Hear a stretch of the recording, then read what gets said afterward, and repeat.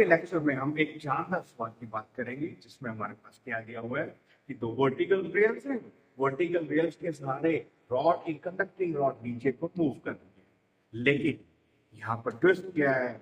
Twist है यहाँ पर मेरे पास एक मैग्नेटिक फील्ड दिया हुआ है। वो मैग्नेटिक फील्ड कैसे काम करेगा? वो क्या मैग्नेटिक फील्ड रॉड को रोकेगा? मैग्नेटिक फील्ड रॉड को वैसे ही जाने देगा या मैग्नेटिक फील्ड कुछ और करेगा? तो ये शुरू करते हैं, स्टेप बाय स्टेप एनालाइज करते हैं क्वेश्चन को, फिर हम देखेंगे कि मैग्नेटिक फील्ड क्या रोल लेकर। तो मान लेते हैं कि डाउनवर्ड डायरेक्शन सबसे पहले हमारे पास क्या है? Downward direction is taken as negative. अब रॉड को कौन सी फोर्स एक्ट करेगी? सबसे पहले हमारे पास वेट के नीचे एक्ट कर रही है, so let's say that is ये निकलेगा। अब रॉड जो है वेट की वजह से नीचे को मूव करेगी, तो किसी मूवमेंट पर इस रॉड की कोई ना कोई वेलोसिटी, लेट्स से वो वेलोसिटी हमारे पास क्या है? v है। अब देखिए अब क्या हो गया कि रॉड मूव कर रही है नीचे को, वो रॉड कंडक्टिंग रॉड है, दूसरा वो मैग्नेटिक फील्ड पे मूव कर रही है। जब वो रॉड एक कंडक्टिंग रॉड मैग्नेटिक फील्ड पे मूव करेगी, दैट मींस कुछ ना कुछ ईएमएफ जनरेट करेगी। फैराडेज लॉ क्या कहता है? When a conducting rod moves in the magnetic field EMF is induced. तो ईएमएफ कितनी इंड्यूस होगी? तो सबसे पहले हम ईएमएफ देख लेते हैं कितनी इंड्यूस होगी। ईएमएफ इंड्यूस्ड तो हमारे पास आ गया दैट इज बीएलवी। अब कौन सा एंड पॉजिटिव है तो उसके लिए हम कैसे देखेंगे?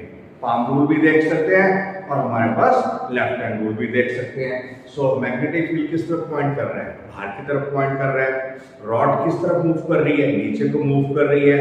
तो जिस डायरेक्शन में अंगूठा है, जिस जो थंब की डायरेक्शन है, that is taken as positive. तो ये एंड हमारे पास पॉजिटिव बन जाएगा, ये एंड हमारे पास नेगेटिव बन जाएगा।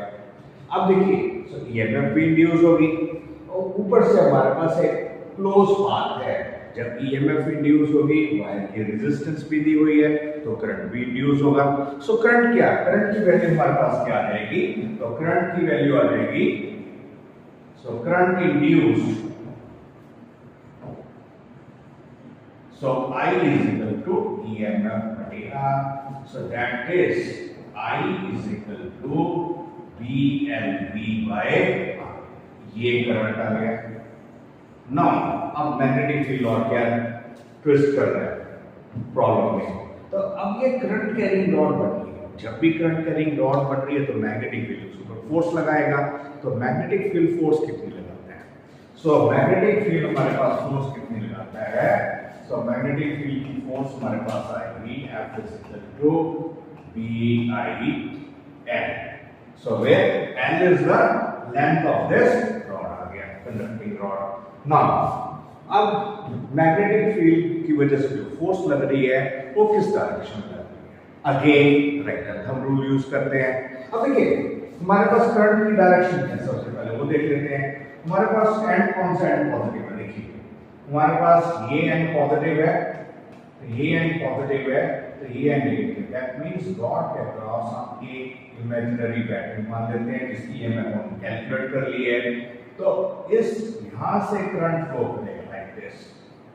सो करंट फ्लो करेगा, मान लीजिए ये हमारे पास P है, ये हमारे पास Q है। करंट किस तरफ फ्लो कर रहा है? Q से P की तरफ रॉड में। अब ये जो करंट कैरिंग रॉड है वो फोर्स किस डायरेक्शन में एक्सपीरियंस करेगी? फोर्स की वैल्यू हमारे पास क्या है? BI है। तो फोर्स की डायरेक्शन किस तरफ एक्ट करेगी? देखिए अगेन आपके पास दोनों चीजें हैं। पाम रूल भी यूज कर सकते हैं, left hand Fleming's left hand rule भी यूज कर सकते हैं। अब फ्लेमिंग्स लेफ्ट हैंड रूल हम यूज करें तो हमारे पास क्या है? मैग्नेटिक फील्ड डाउनवर्ड है, करंट किस तरफ फ्लो कर रहा है? करंट किस तरफ फ्लो कर रहा है? Q से P की तरफ। That means this is the direction of the current. So thumb की डायरेक्शन किस तरफ है? अपवर्ड। सो दैट मीन जो मैग्नेटिक फोर्स होगी वो रॉड के मोशन के ऑपोजिट डायरेक्शन में एक्ट करेगी। तो ये हमारे पास एक मैग्नेटिक फोर्स हो गई। तो मैग्नेटिक फोर्स रॉड को नीचे जाने से रोक रही है, नीचे। सो उसको डी एक्सेलरेट कर रही है वेट नीचे को एक्ट कर रहा है जिसकी वजह से रॉड नीचे को जा रही है और मैग्नेटिक फोर्स उसको रोकने की कोशिश कर रही है। अब हम क्या निकालेंगे, हम हमारे पास कैलकुलेट क्या करना है, टर्मिनल वेलोसिटी कैलकुलेट करनी है, velocity at any instant, then whatever power dissipated as the heat हम निकालेंगे। सो सबसे पहले हम बात करते हैं कि जो इक्वेशन है न्यूटन्स लॉ के अकॉर्डिंगली हमारे पास इक्वेशन क्या बनेगी, राइट। अब देखिए तो नेक्स्ट ये हमारे पास आ गई, तो लेट्स से रीड्रॉ कर लेते हैं कौन कौन सी फोर्सेस एक्ट कर रही हैं। नीचे को एक्ट कर रहे हैं वेट एक्ट कर रहा है, ऊपर को हमने मान लिया था फोर्स एक्ट कर रही है मैग्नेटिक फोर्स। तो हमारे पास जो रिजल्टेंट फोर्स है वो क्या आ गई, तो resultant force is mass into acceleration आ गई। So this is mg minus fv, right. No fv क्या था हमारे पास, fv पास VIL था और I की वैल्यू हमारे पास क्या थी, EMF by R, EMF था VLV, तो VLV upon R। तो हमारे पास यहां से जो मैग्नेटिक फोर्स है वो आ जाएगी, मैग्नेटिक फोर्स आ गई, तो this is B square L square V by R, B square, so let's say this is B square L square V by R, so this is the one thing। now अगर ये अब हमारे पास बस यहाँ पर ये सब्स्टिट्यूट कर लेते हैं तो हमारे पास क्या आ जाएगा, MA equal to mg minus B square L square V upon R। क्या ना, अब देखिए अब हमारे पास नेक्स्ट ट्विस्ट क्या है, ट्विस्ट तो नहीं है, अब तो सॉल्यूशन हो ही जाएगा, है ना। अब देखो अब हमारा सिचुएशन क्या है, वेट नीचे को एक्ट कर रहा है, मैग्नेटिक फोर्स ऊपर एक्ट कर रही है, तो रॉड नीचे को अभी तक तो एक्सेलरेट कर रही है, जैसे जैसे नीचे रॉड नीचे को एक्सेलरेट करेगी वेलोसिटी बढ़ेगी, जब वेलोसिटी बढ़ेगी टर्न भी बढ़ेगी, तो कुछ टाइम बाद क्या होगा कि ये जो वेट है that will be balanced by this v square L square V by R, तो मैग्नेटिक फोर्स उसको बैलेंस करेगी। उस मोमेंट पर आके हमारे पास एक्सेलरेशन की वैल्यू 0 हो जाएगी। जब एक्सेलरेशन की वैल्यू 0 हो गई, that maximum velocity attained by the rod is known as the terminal velocity. So terminal velocity का कांसेप्ट हम लिक्विड्स में भी पढ़ते हैं, जैसे एक रेन ड्रॉप नीचे को आ रहा है तो वो हमारे ऊपर एक पर्टिकुलर वेलोसिटी से ही आ रहा होता है, क्योंकि उसके ऊपर वेट नीचे एक्ट कर रहा है, विस्कस फोर्सेस ऊपर एक्ट कर रही हैं, तो कंटिन्यूअसली वो एक्सेलरेट नहीं हो रहा है, एक मोमेंट पर आके वो भी एक कांस्टेंट वेलोसिटी से नीचे गिर रहा है। और उसी तरह ये रॉड भी एक मोमेंट पर आके जब ये टर्म हमारे पास 0 हो जाएगी, एक्सेलरेशन 0 हो जाएगी, that maximum velocity is known as the terminal velocity. तो टर्मिनल वेलोसिटी निकालने के लिए क्या आ गया हमारे पास,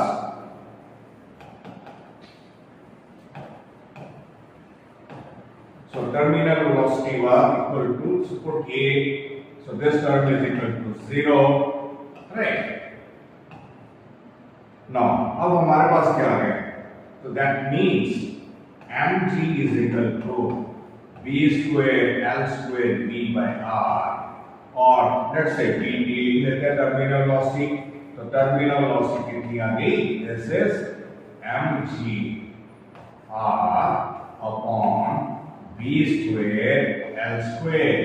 तो ये तो सबसे आसान रिजल्ट यहां से हम निकालते हैं कि किस टर्मिनल वेलोसिटी से रॉड नीचे को जा रही है। अब सेकंड सिचुएशन क्या है, सेकंड हमें क्या चीज निकालनी है, velocity as a function of time. अभी हमने क्या कहा, जैसे जैसे रॉड नीचे जा रही है, that means with time velocity की वैल्यू चेंज हो रही है। So velocity as a function of time हम निकालेंगे, तो उसके लिए हम क्या लिखेंगे, ये जो एक्सेलरेशन है, एक्स एक्सेलरेशन हम लिखेंगे dv by dt लिख लेंगे। तो हमारे पास क्या आ जाएगा, देखिए लेट्स से हमारे पास आ गया this is ma, sorry ma की जगह हमारे पास आ गया m dv by dt आ गया। So this is mg minus हमारे पास क्या था B square L square V upon R, यही था, क्रॉस चेक कर लेते हैं हम फिर भी, B square L square V upon R हमारे पास था, राइट। तो अब let's say dp by dt आ गया, so dp by dt is equal to g minus b square l square upon mr into v. Now let's say we can put this as a constant. B be constant, the length of rod be constant, mass and resistance be constant है. Let's say we can put like this. Let's say this is C. तो हमारे पास क्या आएगा? dB by dt equal to g minus let's say C. अब ये जो term आएगी, अब इसमें हम वेरिएबल सेपरेट कर लेंगे, वेलोसिटी वाली टर्म अलग लिख, सॉरी यहाँ पर हमारे पास v आएगा, c into v आएगा। अब वेरिएबल सेपरेट करके हम इंटीग्रेट कर लेंगे, सो हमारे पास आ जाएगा, let's say this will B dv by g minus cv, right? This will be equal to dt. तो ये तो हमारे पास आ गया dt टाइम में कितनी वेलोसिटी चेंज हो रही है dv। तो ऐसे हमारे पास टोटल वेलोसिटी निकालनी है, तो इस इक्वेशन को हम इंटीग्रेट कर देंगे from initial point, initial t equal to 0 पर हम मान लेते हैं वेलोसिटी 0 है, किसी भी टाइम पर वेलोसिटी हमारे पास क्या है v है। तो लेट्स से इंटीग्रेट करने के लिए हमारे पास आ जाएगा 0 से v, तो dv upon g minus cv, c is the constant हम बोल ही चुके हैं, so this is 0 to t, सो t टाइम पर वेलोसिटी हमारे पास v है, तो दिस इज dt। तो हमारे पास इसमें डायरेक्टली रिजल्ट यूज कर सकते हैं, नेचुरल लॉग आएगा आंसर, है ना। तो दिस इज कोएफिशिएंट कितना आएगा 1/c natural log g minus cv, so this 0 से v की तरफ जा रहा है और हमारे पास आ गया this is equal to t, 0 से t, तो लेट्स से c हमारे पास आ गया -1/c natural log g minus cv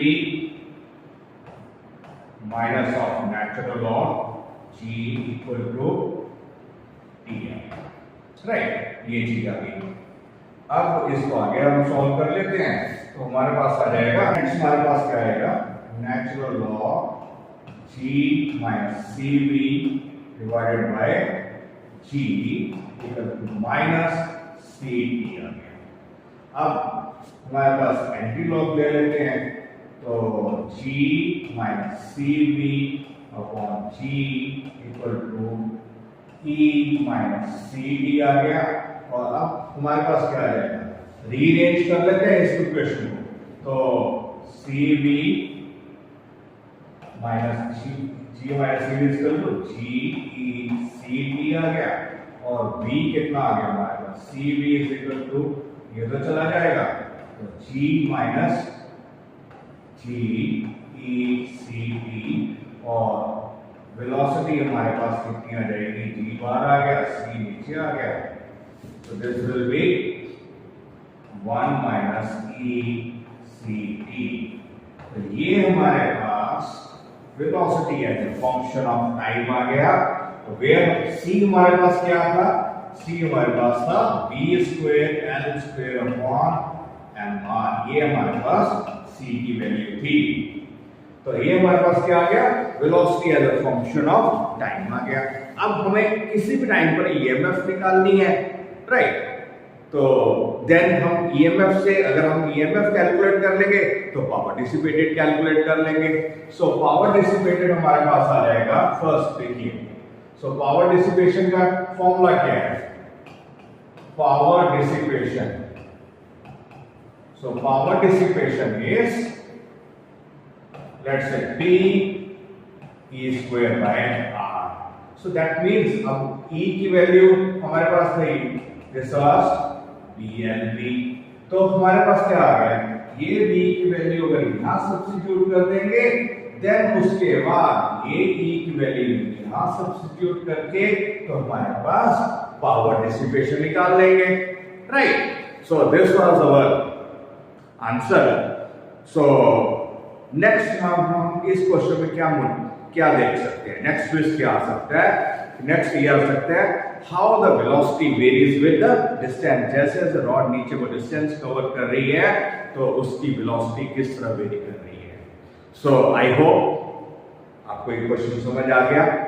तो इस तरह के जानदार क्वेश्चंस को समझने के लिए प्लीज सब्सक्राइब और मिलते हैं नेक्स्ट वीडियो।